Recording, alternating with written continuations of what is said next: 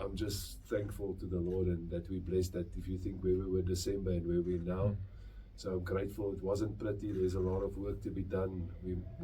There's a lot of soft moments and decision makings and things we have to improve. But if you asked me before the hand, to win with that margin and take the 5 points and be in a home quarterfinal, I would have taken it.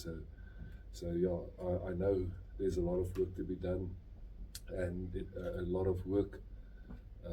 But again, the team find that way, and I'm grateful. And like I said, it's all just a lot of people behind the scenes, and your family and people, it's believing in you and standing behind you, and a lot of prayer, and then the players, I told them now, they stuck with the plan. They trained well every day, even though we had, like you mentioned, 7 losses in a row.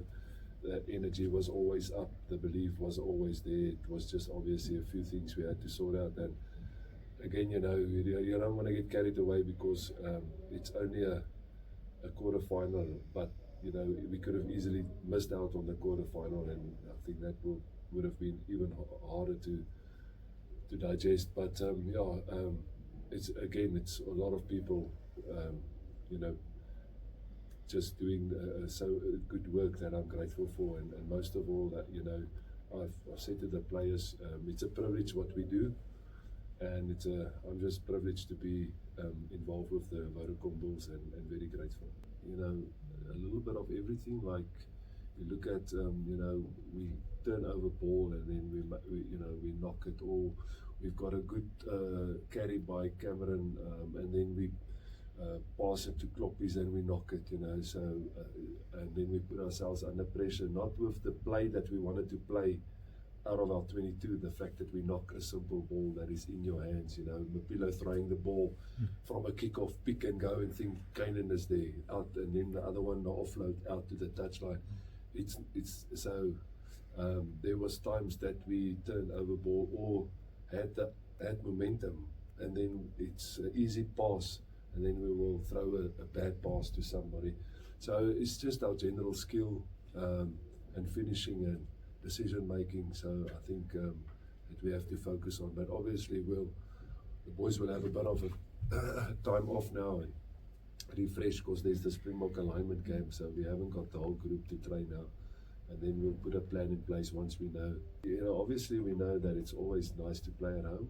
So that's, we know we can get at least this one game at home, and hopefully we can make it an advantage and use it to our advantage. But I think the confidence that we got is just that we grinded out some games the last couple of weeks and months, the way we could have gone the other way, and we found a way every time to get back, but it's still not pretty, and it's still not 80 minutes, so there's still a lot of work to be done, and I'm just grateful.